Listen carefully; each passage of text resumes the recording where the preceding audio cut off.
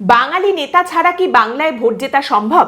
বাইরের রাজ্য থেকে নেতারা এসে যদি বাঙালি নেতাদের ওপরে ছড়ি ঘোরান, তাহলে বাংলার মাটিতে মানুষ কি কথা বলছেন, বাংলার মাটির সেই কথা কি আদৌ নেতাদের কানে গিয়ে পৌঁছাবে? আলবাত পৌঁছাবে, 100 বার পৌঁছাবে, পৌঁছাতেই হবে। দেখুন, আমরা দেখেছি যে শেষবার বিজেপির একজন সাংসদ পশ্চিমবঙ্গের এবং তারই সঙ্গে পশ্চিমবঙ্গ বিজেপির প্রাক্তন এক রাজ্য সভাপতি, যিনি এই দেশের একজন রাজ্যপালও ছিলেন, এই দুজনে মিলে কিন্তু এই কথাটা বলার চেষ্টা করেছিলেন যে পশ্চিমবঙ্গে বাইরে থেকে নেতা নিয়ে এসে কিন্তু কোনো কাজ হবে না, কোনো লাভ হবে না। কারণ তাদের বক্তব্য ছিল যে আমরা এটা বলছি না যে হিন্দি বলয়ের নেতা মানেই তারা অযোগ্য, আমরা বলতে চাইছি হিন্দি বলয়ের রাজনীতির সঙ্গে পশ্চিমবঙ্গের রাজনীতির কিন্তু একটা আকাশ পাতাল পার্থক্য আছে। হিন্দি বলয়ের নেতারা কিন্তু বাঙালির মন বুঝতে পারবেন না। তাদের বক্তব্য ছিল যে হিন্দি বলয়ের নেতাদের দিয়ে চলবে না, এটাই ঠিক। তার কারণ হিন্দি বলয়ের মানুষজন যেভাবে ভাবনা চিন্তা করেন, পশ্চিমবঙ্গের মানুষের ভাবনা চিন্তা কিন্তু তার থেকে আলাদা, অতএব এখানকার রাজনীতিটাও আলাদা। কিন্তু এই মুহূর্তে কেন্দ্রীয় বিজেপি এই সমস্ত কথা কানে তোলার মতো জায়গাতেই নেই। তাদের কাছে হিসেব আলাদা, তাদের ভাবনা চিন্তাও আলাদা। বিজেপি এই মুহূর্তে পশ্চিমবঙ্গের নির্বাচনের জন্য একাধিক এবং অস্বাভাবিক হারে বাইরের রাজ্যের নেতাদের নিয়ে এসে পশ্চিমবঙ্গের দায়িত্ব দিয়েছেন। এবার তাদের পোশাকি ভাষায় দলের অভ্যন্তরে বলা হচ্ছে প্রবাসী সদস্য। তাদের কাজটা কি, তারা কি করছেন? যে এলাকার দায়িত্ব যে নেতাকে দেওয়া হয়েছে তার কাজটা হচ্ছে এইখানে ওই এলাকার বিজেপির ব্লক বলুন, জেলা বলুন, মণ্ডল বলুন, যে সংগঠনগুলো রয়েছে তার মধ্যে যা ঝগড়া ঝাঁটি, অন্তর্দ্বন্দ্ব, গোষ্ঠীকন্দল, সেই সমস্ত কিছু মেটানো এবং তারপর একে অপরের সঙ্গে হাত ধরিয়ে দেওয়া এবং তারই সঙ্গে যাকে যে এলাকার দায়িত্ব দেওয়া হয়েছে সেই এলাকা ভিত্তিতে স্ট্র্যাটেজি তৈরি করা, নির্বাচনের জন্য গেম প্ল্যান তৈরি করা, সমস্ত পরিকল্পনা ছকে নেওয়া যে কিভাবে কিভাবে কাজটা হবে। এবং অবশ্যই স্থানীয় নেতাদেরও এদের সঙ্গে জুড়ে দেওয়া হয়েছে, কারণ যারা এসেছেন তারা বেশিরভাগই হিন্দি ভাষী। কাজেই তারা যখন একদম তৃণমূল স্তরের দলের কর্মী বা মানুষের সঙ্গে কথা বলতে যাচ্ছেন, তখন তো ট্রান্সলেশন দরকার, বাংলায় তখন তর্জমা করে দিতে হবে এবং সেই দোভাষীর কাজ করার জন্য অবশ্যই স্থানীয় বিজেপির নেতাদেরও তাদের সঙ্গে জুড়ে দেওয়া হয়েছে। এবার বাইরে থেকে কোন কোন নেতারা এসেছেন যা জানা যাচ্ছে এখনো পর্যন্ত, এর মধ্যে রয়েছেন উত্তরপ্রদেশের মন্ত্রী জেপিএস রাঠোর, উত্তরাখণ্ডের মন্ত্রী ধ্যান সিং রাওয়াত, রাজস্থানের বিজেপি কিষাণ মোর্চার প্রেসিডেন্ট কৈলাশ চৌধুরী, ইউপির একজন প্রাক্তন মন্ত্রী সুরেশ রানা, হরিয়ানা বিজেপির জেনারেল সেক্রেটারি সঞ্জয় ভাটিয়া এবং কর্ণাটকের একজন প্রাক্তন মন্ত্রী সিটি রবি।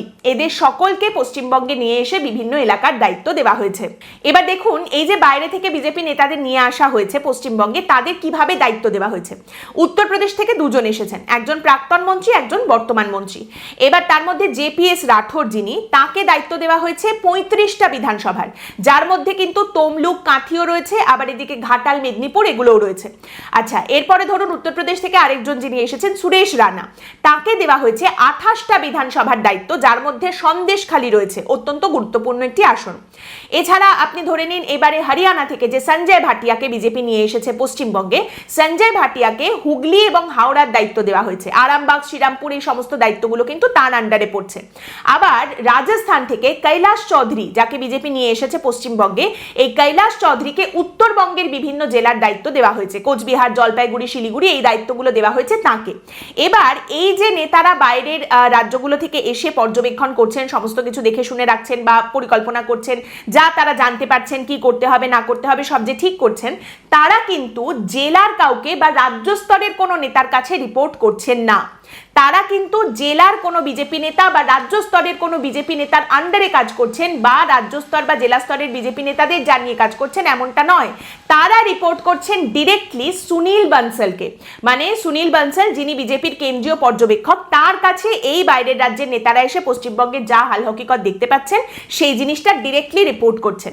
সুনীল বানসাল হচ্ছেন বিজেপির সেই ব্যক্তি যার ওপরে ভার রয়েছে পশ্চিমবঙ্গের নির্বাচন করানোর। এবার এখানে দেখুন, বিজেপির এই সিদ্ধান্তের সপক্ষে যারা রয়েছেন তাদের তরফ থেকে অবশ্যই এই যুক্তি উঠে আসবে বা আর্গুমেন্ট উঠে আসবে যে তৃণমূল কংগ্রেস আইপ্যাকের লোকজন নিয়ে এসে নির্বাচন করাতে পারে, আর বিজেপি বাইরের রাজ্য থেকে কয়েকজন অভিজ্ঞ নেতাদের নিয়ে এসে কাজ করাতে পারবেন না, নির্বাচন করাতে পারবে না। একদম সঠিক সিদ্ধান্ত বিজেপির, এর মধ্যে কোনো ভুল নেই। ভুল নাই থাকতে পারে, কিন্তু যেখানে শাসক দল তৃণমূল কংগ্রেসের তরফ থেকে এবারের নির্বাচনের জন্য বাঙালি অস্মিতাকে হাতিয়ার করা হচ্ছে, বাঙালিদের ওপর হেনস্থা করা হচ্ছে, বাংলায় কথা বললে অন্যান্য রাজ্যে মারধর করা হচ্ছে, বাংলার অপমান, বাঙালির অপমান করা হচ্ছে, এই ন্যারেটিভটা সামনে রাখা হচ্ছে এবং এইটাকে হাতিয়ার করে যেখানে শাসক দল লড়াই করতে নামছে এবং যেখানে শাসক দলের দেখা যাচ্ছে যে প্রাথমিকভাবে তাদের এবারের নির্বাচনের লড়াইয়ের স্লোগান এবং যে গান তারা তৈরি করেছেন সেখানে বাংলার জয় এবং তাদের নিজের দলের জয়, এই দুটোকে তারা যেখানে সমার্থক করে সামনে রেখে দিয়েছেন, সেখানে এই যে সিদ্ধান্ত বিজেপির তরফ থেকে নেওয়া হয়েছে সেটা 2021-এর সেই বাণীকেই আবার ফিরিয়ে আনবে না তো, সেই বহিরাগত চর্চাকে আবার উস্কে দেবে না তো, এবং সেটা কাউন্টার করার মতো যথেষ্ট জিনিসপত্র বিজেপির হাতে থাকবে তো। দেখুন, অভিজিৎ গঙ্গোপাধ্যায় যে কথা বলেছিলেন সেই বিতর্কের পরে তথাগত রায়, পশ্চিমবঙ্গ বিজেপির প্রাক্তন সভাপতি, রাজ্য সভাপতি, তিনি কিন্তু অভিজিৎ গঙ্গোপাধ্যায়ের বক্তব্যকে সমর্থন করেছিলেন এবং তিনি বলেন যে অবাঙালি নেতা মানেই অযোগ্য, এ কথা একেবারেই বলছি না।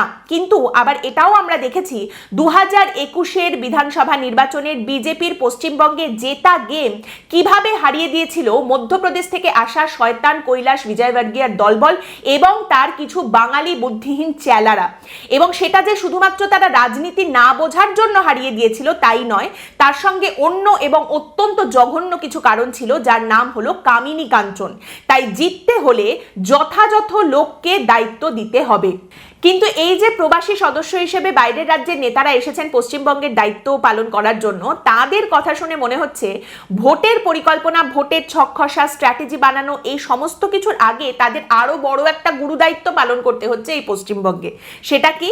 সেটা হচ্ছে বুথ স্তরে বিজেপির নেতাদের মধ্যে ঝগড়া থামানো।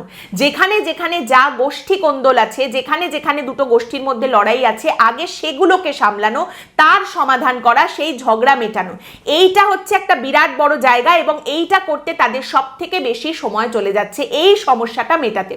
এইরকমই একজন প্রবাসী সদস্য বিজেপির, যিনি পশ্চিমবঙ্গে দায়িত্ব নিয়ে এসেছেন, তিনি ইন্ডিয়ান এক্সপ্রেসকে বলছেন যে দেখুন, আমরা বিভিন্ন রাজ্যে কাজকর্ম করেছি, বিভিন্ন রাজ্যে নির্বাচন করিয়েছি এবং সেখান থেকে আমরা যে অভিজ্ঞতা পেয়েছি, যেভাবে আমরা সমৃদ্ধ হয়েছি, সেটাকেই আমরা কিন্তু পশ্চিমবঙ্গে অ্যাপ্লাই করার চেষ্টা করছি। কিন্তু আমাদের সব থেকে বেশি সময় চলে যাচ্ছে বুথ স্তরে বিজেপির পশ্চিমবঙ্গের বিভিন্ন গোষ্ঠীর মধ্যে যে লড়াই রয়েছে সেগুলো থামাতে, সেগুলো সামলাতে, সেই ঝগড়াগুলো মেটাতে। এইরকমই আরও একজন আবার এরকম প্রবাসী সদস্য, বাইরের একজন নেতা বিজেপির, যিনি পশ্চিমবঙ্গে দায়িত্ব নিয়ে এসেছেন, তিনি আবার ইন্ডিয়ান এক্সপ্রেসকে বলছেন যে দেখুন, আমরা যেহেতু বাইরে থেকে এসেছি, আমরা কোনো গোষ্ঠীর দিকে ঝুঁকে নেই, আমরা কোনো দিকে বায়াসড নই, আমাদের কোনো পছন্দ অপছন্দের বিষয় নেই, তাই সমস্ত দিকের সব পক্ষের নেতারা, কর্মীরা সকলে এসে আমাদের সঙ্গে একদম ফ্রিলি, খোলামেলাভাবে কথা বলতে পারছেন এবং সেই সমস্ত কথাবার্তাগুলো শুনে তারপর মিটিং করিয়ে দুপক্ষকে বসিয়ে আমরা একদম এই ঝগড়াগুলো মেটানোর চেষ্টা করছি, এই সমস্যাগুলো মেটানোর চেষ্টা করছি এবং সেভাবেই আমরা এগোচ্ছি। আমরা বারবার তাদের সকলকে একটাই কথা বলছি যে নিজেদের কথা ভাবলে হবে না, নিজেদের ঝগড়ার কথা এখন ভুলে যাও, দলের কথা ভাবতে হবে, দলকে ক্ষমতায় নিয়ে আসতে হবে। এবার এটা খুব ভালো কথা, বিজেপি গোষ্ঠী কোন্দল মেটানোর চেষ্টা করছে, এতদিন পরে তাদের গোষ্ঠীদ্বন্দ্ব মেটানোর একটা পদক্ষেপ দেখতে পাওয়া যাচ্ছে, তারা গোষ্ঠী কোন্দল সব কমিয়ে ফেলবে। কিন্তু এটা খুব মজার কথা যে সেই ঝগড়া মেটানোর জন্য বাইরে থেকে লোক নিয়ে আসতে হচ্ছে। নিজেদের মধ্যে এমন ঝগড়া এখানে হয়ে গেছে যে এখানে আর কেউ মেটাতে পারবেন না, সবাই কোনো না কোনো পক্ষ নিয়ে নিয়েছেন, তাই বাইরে থেকে মিডিয়েটর নিয়ে আসতে হচ্ছে এবং তাদেরকে বসতে হচ্ছে ঝগড়া মেটানোর জন্য। এবং এখানে বলা হচ্ছে এই কথাটা যে একবার ক্ষমতায় আসতে দাও, এখন তোমরা ঝগড়াঝাটি করো না, এখন শুধু দলের জন্য কাজ করো, একবার ক্ষমতায় আসতে দাও, তারপর দেখো কি হয় না হয়। দেখুন, ক্ষমতায় আসার পরে তো দেখেছি, বা যেটা জানা যায়, যেটা বেশিরভাগই দেখতে পাওয়া যায়, এই ঝগড়া বা গোষ্ঠীকন্দল এগুলো আরো বাড়ে। এবার কমবে কিনা সে তো সময় বলবে। বিজেপি সাংসদ অভিজিৎ গঙ্গোপাধ্যায় বলেছিলেন, দিল্লিওয়ালা নেতাদের নিয়ে এসে পশ্চিমবঙ্গে ভোট করানো যাবে না। পশ্চিমবঙ্গের মানুষের মন মেজাজ, তাদের অভিমান, এগুলো দিল্লিওয়ালা নেতারা বোঝে না। পশ্চিমবঙ্গ সম্পূর্ণ আলাদা একটি জায়গা। পশ্চিমবঙ্গের মৃত্তিকা, এখানকার মানুষ, এখানকার মানুষের চিন্তা ভাবনা, এই সমস্ত কিছুর সঙ্গে ভারতের, বিশেষ করে অন্তত উত্তর ভারতের কিন্তু একেবারেই কোনো মিল পাওয়া যাবে না। দক্ষিণ ভারতের কথা আমি বলতে পারবো না। তাই উত্তর ভারত থেকে, দিল্লি বলয় থেকে, হিন্দি বলয় থেকে নেতা নিয়ে এসে পশ্চিমবঙ্গে ভোট করিয়ে জিতে বেরিয়ে যাব, এটা কিন্তু একেবারে অবাস্তব চিন্তা ভাবনা। বরং পশ্চিমবঙ্গের মানুষ যেটা চায় সেটা হচ্ছে মমতা বন্দ্যোপাধ্যায়কে ক্ষমতা থেকে সরিয়ে দাও, পুলিশকে কেন্দ্রীয় সরকারের আওতায় নিয়ে এসো, তারপর গণতান্ত্রিকভাবে ভোট করো। এমনভাবে ভোট করো যেখানে তৃণমূল কংগ্রেসের বাঁদর বাচ্চারা এসে লাফালাফি করে সন্ত্রাস সৃষ্টি করতে পারবে না, কাউকে ভোট দেওয়া থেকে আটকাতে পারবে না। সেই রকম পরিস্থিতিতে ভোট হোক, তারপর যদি সেই ভোটে দেখা যায় তৃণমূল কংগ্রেস ক্ষমতায় এসেছে, আসবে। দেখুন, বিষয়টা হচ্ছে যে বাঙালি নেতাদের দিয়ে যদি না হয়, বাঙালি নেতারা বাংলার মানুষের মন বুঝতে পারছেন না, ব্যাপারটা যদি এইরকম হয়, তাহলে কোথাও কোথাও নেতা কেন, কর্মীও বদলে দেওয়া যেতে পারে। যে বাঙালি কর্মীদের দিয়ে ঠিক হচ্ছে না, তাই কর্মীও আমরা বাইরে থেকেই নিয়ে আসবো। তাহলে সেখানে নেতাও বাইরের, কর্মীও বাইরের, শুধু ভোটটা দেবেন পশ্চিমবঙ্গের মানুষজন। এই হচ্ছে ভাগ্য বাংলার। এটা শুনে যদি মনে হয় যে একটু বাড়াবাড়ি হয়ে গেল, আগে না, বিজেপির তরফ থেকে আসলেই কর্মীও কিন্তু বাইরের রাজ্য থেকে পশ্চিমবঙ্গে নিয়ে আসা হচ্ছে। যেহেতু পশ্চিমবঙ্গে বিভিন্ন বুথে এখনো পর্যন্ত বিজেপির সেই রকম সাংগঠনিক শক্তি নেই, পশ্চিমবঙ্গের অনেক বুথেই এখনো পর্যন্ত বিজেপি এতটা শক্তিশালী নয় যে প্রতিপক্ষ তৃণমূল কংগ্রেসের সঙ্গে লড়াই করবে, তাই নির্বাচনকে সামনে রেখে বাইরের রাজ্য থেকে বিজেপি কর্মীদের কিন্তু পশ্চিমবঙ্গে নিয়ে আসা হচ্ছে। তাদেরও একটা পোশাকি নাম দেওয়া হয়েছে, হিন্দিতে তাদের বলা হচ্ছে বিজেপির তরফ থেকে চুনাও সহযোগী, বাংলায় বলতে গেলে নির্বাচন সহযোগী। এইরকম ৩৫০০ প্রায় নির্বাচন সহযোগীকে পশ্চিমবঙ্গে নিয়ে আসা হয়েছে, সংখ্যাটা এরপর আরো অনেকটাই বাড়বে, এমনটাই কিন্তু জানতে পারা যাচ্ছে। পশ্চিমবঙ্গের সব বুথে এখনো পর্যন্ত বিজেপি সংগঠন গড়ে তুলতে পারেনি, বা কোথাও সংগঠন থাকলেও সেটা শুধুমাত্র খাতায় কলমে রয়েছে। তাই এই রাজ্যের বিজেপি কর্মীদের সহায়তা করার জন্য বাইরের রাজ্য থেকে এই নির্বাচন সহযোগী বা বাইরের রাজ্যের বিজেপি কর্মীদের কিন্তু পশ্চিমবঙ্গে নিয়ে আসা হচ্ছে। দলের তরফ থেকে বলা হচ্ছে যাদের নিয়ে আসা হচ্ছে তারা সংগঠনের কাজে একেবারে সিদ্ধহস্ত, সংগঠনের কাজটা তারা খুবই ভালো পারেন, তাই তাদের বুথ স্তর থেকে জেলা স্তর পর্যন্ত ছড়িয়ে দেওয়া হচ্ছে। এই যে চুনাও সহযোগী বা নির্বাচন সহযোগী, তাদের কাজটা কি হবে? এদের কাজ বা এদের দায়িত্ব হচ্ছে দলের কোনটা শক্তি কোনটা দুর্বলতা এটা তারা মাপবেন, সেই সম্পর্কে তারা জানাবেন, এবং তারই সঙ্গে কোনো একটা বিধানসভা এলাকায় সম্ভাব্য প্রার্থী কে হতে পারেন, কাকে প্রার্থী হিসেবে দাঁড় করালে ভালো হবে, বা কোন বিষয়টাকে হাতিয়ার করে ওই নির্দিষ্ট বিধানসভা এলাকায় প্রচার করলে ভালো ফল পাওয়া যেতে পারে, এই ধরনের জিনিসগুলো তারা বের করে আনবেন এবং এ সম্পর্কেও তারা রিপোর্ট দেবেন কেন্দ্রীয় নেতৃত্বকে, বিজেপির কেন্দ্রীয় নেতৃত্বকে। আবারও এখানে কিন্তু রাজ্য স্তরে নয়, এই রিপোর্টও পৌঁছে যাবে কেন্দ্রীয় নেতৃত্বের কাছে। এবং একটা বিষয় খেয়াল করে দেখুন, যে কাজগুলো মানে ওই প্রবাসী সদস্য বাইরে থেকে আনা নেতামন্ত্রীরা যেগুলো করছেন বা নির্বাচন সহযোগীরা যে কাজগুলো করছেন, মানে এমন কাজ যেগুলো বিজেপির এই রাজ্যের নেতাদের করার কথা, সংগঠনের মাথায় যারা রয়েছেন তাদের করার কথা, জেলা স্তরের নেতা, বুথ স্তরের নেতা, মণ্ডলের মাথায় যিনি রয়েছেন তাদের যে কাজগুলো করার কথা, সেই কাজগুলো সবই কিন্তু এই বাইরে থেকে লোক আনিয়ে বিজেপিকে করাতে হচ্ছে। মানে এই রাজ্য বিজেপি হচ্ছে বসে থাকবে, তারপর রেডিমেড জামাটা জাস্ট হাতে নিয়ে পরে নেবে, বা পিৎজাটা 30 মিনিটে চলে আসবে, সঙ্গে সঙ্গে রাজ্য বিজেপি খেয়ে নেবে, এরকম একটা ব্যাপার।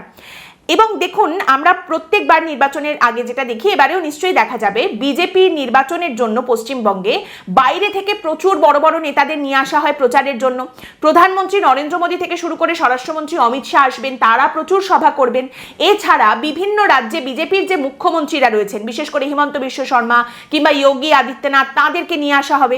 স্টার ক্যাম্পেনার, একের পর এক বড় বড় সেলিব্রিটি, তাদের নিয়ে আসা হবে এখানে পশ্চিমবঙ্গে সভা করার জন্য। মিঠুন চক্রবর্তী আপনারা জানেন অলরেডি বিভিন্ন জায়গায় গিয়ে ক্যাম্পেইন করা, সভা করা শুরু করে দিয়েছেন। এই বয়সে এসে 3বার দল বদলে এখন মিঠুন চক্রবর্তী বাংলার মানুষের উদ্দেশ্যে বলছেন এইবার ডু অর ডাই, তা না হলে অন্য কোনো উপায় নাই, সে সমস্ত করা শুরু হয়ে গেছে।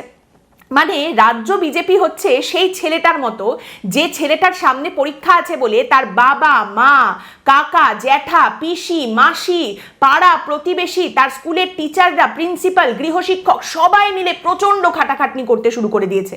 তারপর পরীক্ষা হয়ে যাওয়ার পরে সেই ছেলেটা বলছে যে আরে এ বাবা, এবারে না একটুর জন্য আমি মিস করে গেলাম, পরের বার দেখবে আমি ঠিক 100-এ 100 পাবো।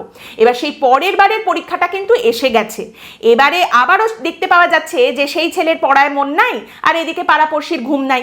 এবার এই ছেলেটা এবারে ভেতরে ভেতরে দারুণ পড়াশোনা করে রেখেছে, বাইরে কাউকে জানায়নি যাতে নজর না লেগে যায়, সেরকম কোনো ব্যাপার আছে কিনা, নাকি আবারও সেই পরীক্ষাটা হয়ে যাওয়ার পর ছেলেটা বলবে আরে ইস একটুর জন্য মিস হয়ে গেল, সেটা তো অবশ্যই দেখতে হবে। আফটার অল রাজনীতি সম্ভাবনা শিল্প। এই মুহূর্তে দাঁড়িয়ে তাহলে বঙ্গ বিজেপির জন্য সবই তো অনুকূলে, তাদের তো মোটামুটি সমস্ত সমস্যার সমাধান হয়ে গেছে, তাদের গোষ্ঠী কোন্দল মেটানোর জন্য, ঝগড়া মেটানোর জন্য বাইরে থেকে লোক চলে এসেছে, প্রার্থী কে হবে না হবে সেই নিয়ে তাদের হেডেক নেবার দরকার নেই, সেগুলোও ঠিক করে দেওয়ার জন্য বাইরে থেকে লোক এসে গেছেন। এবং এই মুহূর্তে শুভেন্দু অধিকারী সমস্ত বিষয়টা তাকে তুলে নেবেন, এই বিশ্বাস নিয়ে তারা এগোচ্ছেন। এবং শ্রমিকবাবু বললে জল উঁচু, শ্রমিকবাবু বললে জল নিচু, সেই বিশ্বাস নিয়ে তারা এগিয়ে চলেছেন। আর দুটো হিসাব পশ্চিমবঙ্গের বিজেপি তো মোটামুটি কষে রেখেই দিয়েছে। এক হচ্ছে পশ্চিমবঙ্গের সমস্ত হিন্দু, একটা হিন্দুও বাদ যাবে না, পশ্চিমবঙ্গের সব হিন্দু একেবারে ঠিক করেই নিয়েছেন তারা বিজেপিকে ভোট দেবেন, অতএব এখানে তাদের আর কিছু তো আলাদা করে করারই নেই। আর দ্বিতীয় কথা হচ্ছে যেটা তারা হিসেব কষে নিয়েছেন, এসআইআর হয়ে গেল, এবং এসআইআর হয়ে গেল মানে তো সমস্ত রোহিঙ্গা বাংলাদেশি সবার নাম একেবারে বাদ পড়ে গেছে। সুন্দর এসআইআর চাওয়া হয়েছিল, এসআইআর হয়ে গেছে। তাহলে এখন তাদের কাজ হচ্ছে বিভিন্ন জায়গায় যাওয়া, কিছু কথাবার্তা বলা, নরমে গরমে নানা রকম বক্তৃতা রাখা। এরপরে তো বঙ্গ বিজেপি জিতবেনি একেবারে পুরোপুরি একদম নিশ্চিতভাবে বলা যেতে পারে, তাই না? কারণ এরপরেও যদি হার হয়, এরপরেও যদি পরাজয় হয়, তাহলে তো সে খুবই লজ্জার ব্যাপার। তাই বঙ্গ বিজেপি জিতছেই, মোটামুটি এই হিসেব তাদের কাছে রয়েছে। দিলীপ ঘোষ বলেছিলেন 2021-এর বিধানসভা নির্বাচনের রেজাল্ট বেরোনোর আগেই বিজেপির কিছু নেতারা তারা সব পাঞ্জাবি টাঞ্জাবি সেলাই করে রেখেছিলেন যে বিজেপি তো এবার ক্ষমতায় পশ্চিমবঙ্গে আসছেই, তাহলে শপথ গ্রহণ অনুষ্ঠানে তারা কি পাঞ্জাবি টাঞ্জাবি পরে যাবেন সব তারা আগে থেকে ঠিক করে ফেলেছিলেন।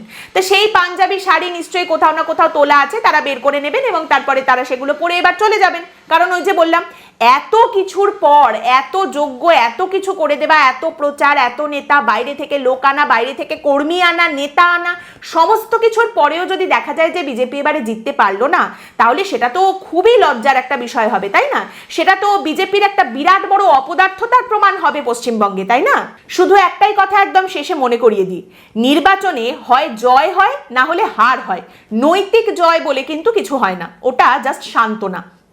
আজকের পর্ব এখানেই শেষ করছি। আপনাদের মতামত অবশ্যই জানাবেন। পরের দিন দেখা হবে অন্য একটি বিষয় নিয়ে আলোচনায়। ভালো থাকবেন।